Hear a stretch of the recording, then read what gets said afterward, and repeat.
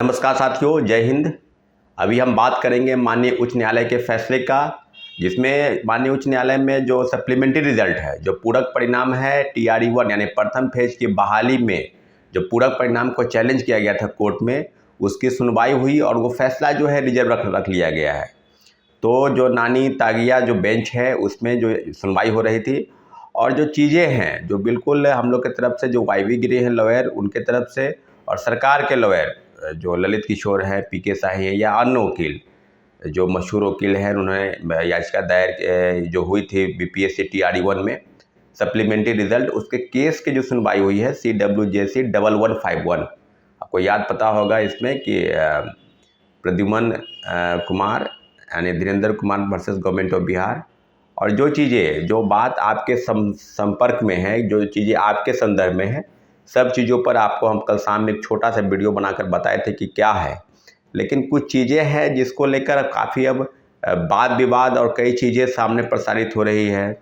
कोई एक लॉयर है, उनके तरफ से कुछ कहा जा रहा है, बातों को घुमा घुमा कर किस तरह से लोगों को, तो कई चीज़ें हैं। कई यूट्यूबर के चैनल हैं जो पता नहीं सप्लीमेंट्री रिजल्ट पर क्या क्या बोल रहे थे कि सरकार का आदेश नहीं आएगा, तो ऐसे कोई बात नहीं है, कोई सूचना नहीं है।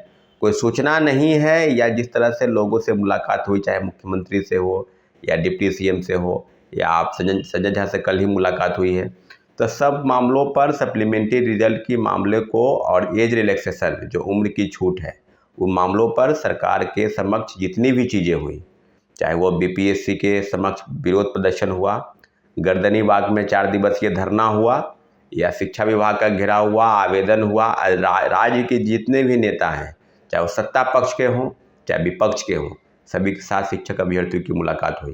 परंतु जो चीज़ें BPSC के पूर्व चेयरमैन, जिसको कई यूट्यूबर चैनल और कई छात्र नेता जो तथाकथित छात्र नेता हैं, वो माला पहनाए थे कि आप ही हैं जो है ईमानदार के जो है ना पुतले हैं, आप ईमानदारी के प्रतीक हैं, प्रतिमूर्ति हैं।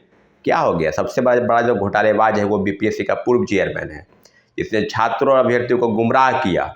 शिक्षक अभ्यर्थियों में ACS के पाठक दोनों अधिकारी ये मिलकर BPSC के सारे चीज़ों पर शिक्षक बहाली का जो दिशा निर्देश था, जिस प्रकार से नोटिफिकेशन था, और उसको चैलेंज किया गया। आप समझ लीजिए महिलाओं को आरक्षण नहीं मिला, सीटेट फेल वाले बहाल हो गए, STT फेल वाले बहाल हो गए, कई फर्जी वाले बहाल हो गए।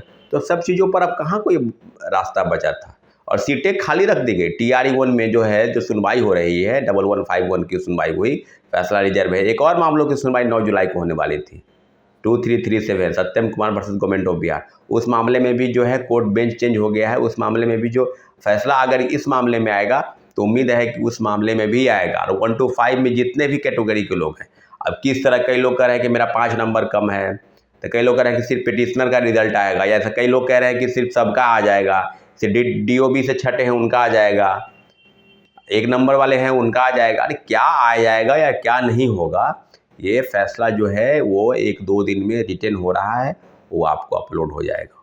लेकिन जो चीज़ें आपके संदर्भ में हैं, यानी छात्रों अभ्यर्थियों के हक में फैसला होगा, ऐसी पूरी उम्मीद है। हमारे लॉयर, हम लोग के जो लॉयर हैं वाईवी गिरे, उनके तरफ से इस तरह की चीज़ें कही गई हैं।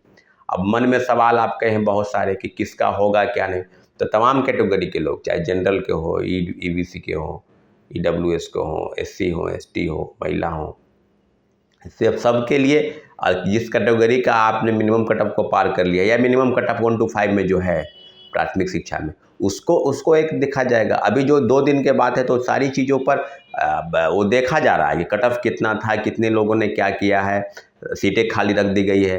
तो बात तो बिल्कुल वही है। और जिस तरह की चीज़ें दलील दी गई है माननीय उच्च न्यायालय में सरकार की तरफ से, BPSC की तरफ से, बिल्कुल इस तरह की चीज़ें, सीटों को बचाना भी है। और कई बहालियों का उन्होंने जिक्र किया, तो बहाली का जिक्र इधर से भी हुआ। इंजीनियरिंग की परीक्षाएं हुई, उसमें असिस्टेंट इंजीनियरिंग की, उसमें भी सप्लीमेंट्री रिजल्ट और रिवाइज रिजल्ट और कई चीज़ों का जिक्र हुआ। तो आपने पदों को रोक रखा, सीटें बचा के रख दी गई, और उस सीट को कंपनसेट किसी अगले बहाली में करने की बात आप कर रहे हैं।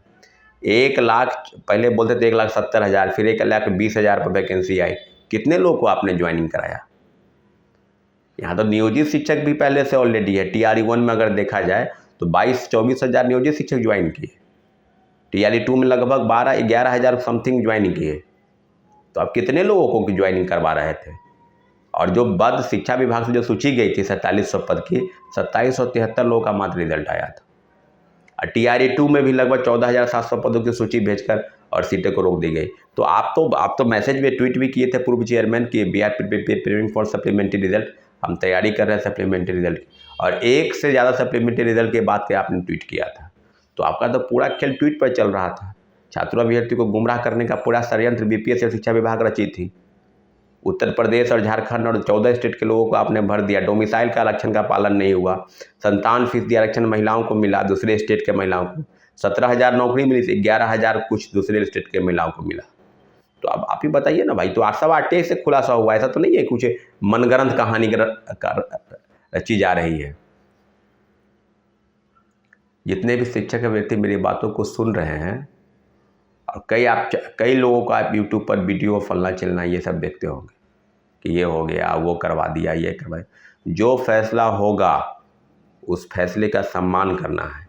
फैसला क्या होगा, ये फैसला 1-2 दिन में जजमेंट आ जाएगा, क्योंकि जजमेंट रिजर्व हो गया है। लेकिन उम्मीद है, पूरी उम्मीद है कि सप्लीमेंट्री रिजल्ट आएगा।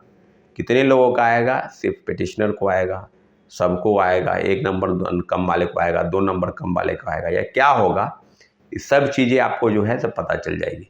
लेकिन पूरी तरीके से आप आश्वस्त हो जाइए कि TRE-1 में अगर पूरक परिणाम आते हैं तो हूबहू उसी तरह के परिणाम कई मामलों में, अभी एक मामला पहले भी 2337 वाला चल रहा है, सत्यम कुमार वाला, वो भी मामला आएगा। दूसरी तरह से उर्दू के मामले चल रहे हैं, कंप्यूटर साइंस के मामले चल रहे हैं, NIOS के मामले चल रहे हैं। NIOS के मामले में TRE-1 में सरकार पहले ज्वाइनिंग हुआ था, कुछ लोगों को बाद में रोका गया। उर्दू के मामले चल रहे हैं, कंप्यूटर साइंस के मामले चल रहे हैं, NIOS के मामले चल रहे हैं। NIOS के मामले में TRE-1 में सरकार पहले ज्वाइनिंग हुआ था, कुछ लोगों को बाद में रोका गया। फिर कोर्ट में याचिका दायर की गई, तो जो चीज़ें हैं वो सामने आएंगी। क्या होगा, सारे स्पष्टीकरण है। महिलाओं को आरक्षण नहीं मिला, दिव्यांग भाई बहन जिनको 4% आरक्षण बिहार के मूल कोटि को मिलना है, उसका पालन नहीं हुआ।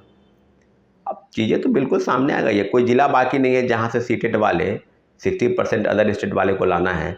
90 नंबर से कम अगर आया तो आपको बहाली नहीं करनी है। तो BPSC तो बेधड़ल्ले से शिक्षा विभाग ने बहाल कर दिया। लोग पैसा भी उठाने लगे। उच्च न्यायालय का फैसला आया तो पैसा वापस करना है। तो सब चीज़ें अब कोई क्षेत्रवाद को बढ़ावा देने और ये सभी लोग नौकरी करें, लेकिन बिहार में जिस तरह से डोमिसाइल लागू था फिर हटाया गया, तो सारी चीज़ें बिल्कुल अब सामने आ गई है कि डोमिसाइल फर्जीवाड़ा बना के लोग बहाल हुए हैं। इसमें कोई शक नहीं है। जांच पूरी तरीके से अगर की जाए, चाहे थंब इम्प्रेशन हो, चाहे आधार कार्ड हो, चाहे सर्टिफिकेट वेरिफिकेशन हो, जो एकेडमिक क्वालिफिकेशन है, या कुछ भी डोमिसाइल फर्जीवाड़े तरीके से, दिव्यांगता फर्जीवाड़े तरीके से, पूरी बहाली को अगर पूरा मोटा मोटी अगर आप देखेंगे तो बड़े पैमाने पर फर्जीवाड़ा हुआ। और सप्लीमेंट्री रिजल्ट के नाम पर जो धोखा और षड्यंत्र हुआ BPSC का पूर्व चेयरमैन और ACS के पाठक और पाठक के रहते हुआ, तो आप समझ लीजिए चीज़ें कहाँ से कहाँ तक आ गई है। ये बिल्कुल घबराने की ज़रूरत नहीं है। TRE-1 में पूरक परिणाम आएंगे और निश्चित रूप से 1-2 दिन में वो जजमेंट जो है वो अपलोड हो जाएगा। क्या जजमेंट है, लेकिन इतना ज़रूर है कि माननीय उच्च न्यायालय के फैसला छात्र हित में होगा, हम सबों के हित में होगा, ऐसी पूरी उम्मीद है। हमारे चैनल को आपने सब्सक्राइब नहीं किया तो प्लीज़ सब्सक्राइब कर ताकि हमारी बात आप तक पहुँच सके और आपकी जो ग्रीवांसेस है, कोई समस्या है, वो हम तक आ सके। ठीक है साथियों, धन्यवाद।